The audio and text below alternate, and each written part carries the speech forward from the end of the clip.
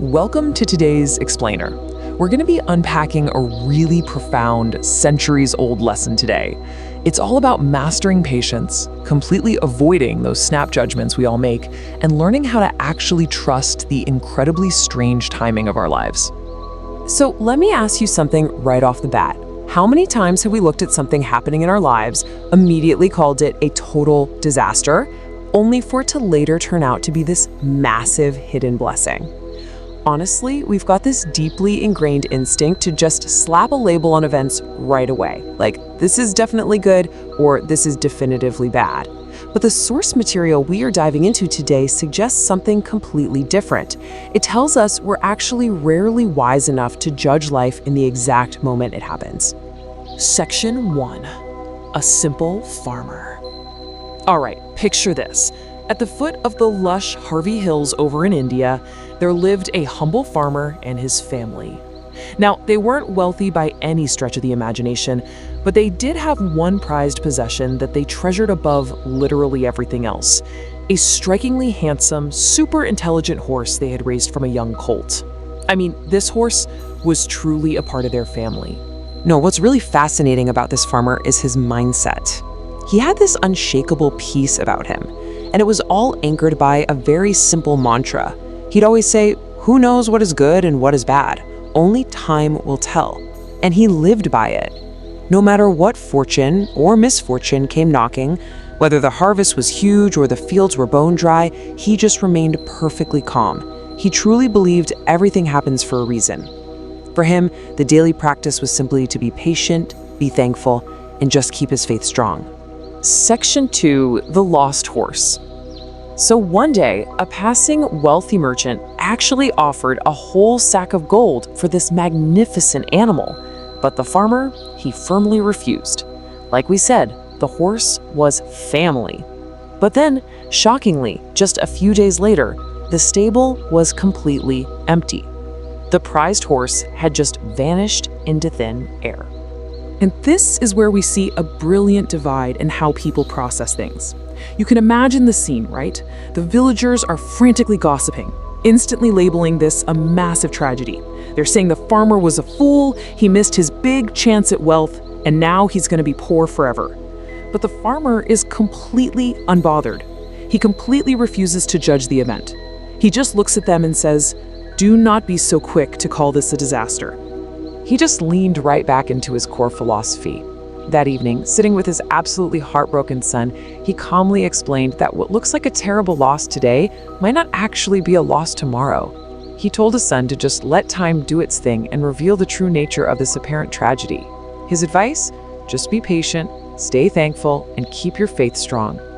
Section 3, a twist of fate. Okay, so fast forward about a week. The horse has been gone, but then an unbelievable morning unfolds. The mist is still covering the fields, and the son hears this distinct sound of hooves. He rushes outside, and guess what? Their beloved horse had finally returned. But wait, it gets better. He didn't come back alone. The family suddenly went from having 0 horses to 6. That single lost horse had actually found a herd out in the forest and trotted back home with 5 magnificent untamed wild horses following right behind him. Crazy, right? Now talk about emotional whiplash with the villagers. They swing instantly from calling the farmer a complete fool to suddenly crowning him the luckiest man alive. They're shouting that he's going to be wealthier than the merchant now. It's this extreme euphoria, but it's based entirely on a single snapshot in time. Yet, true to form, the farmer remains perfectly centered. He just smiles quietly at his son and says, "Do not celebrate too soon. We do not yet know what this will bring. Let us not judge this moment either." Section 4, the unforeseen blessing. Well, eager to train the new arrivals, the son decides to mount one of the wild stallions. Things go south fast. The horse bucks violently, throws the young man straight to the ground, and leaves his right leg terribly broken in 2 different places. Right on cue, the villagers pivot immediately back to doom and gloom. Now they're whispering that the horses were a curse brought on by the farmer's greed. But the farmer, he just sits calmly beside his son, who is obviously in a lot of pain, and offers this really beautiful poetic metaphor.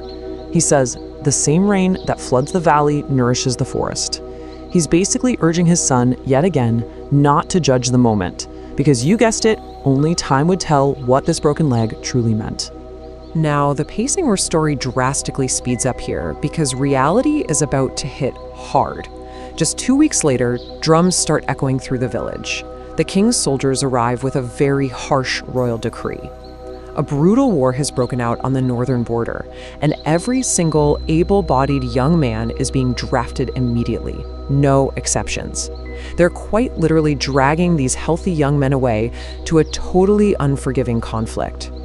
But when the soldiers barge in and see the farmer's son with his leg bound up in splints, they deem him totally useless for battle and just move on.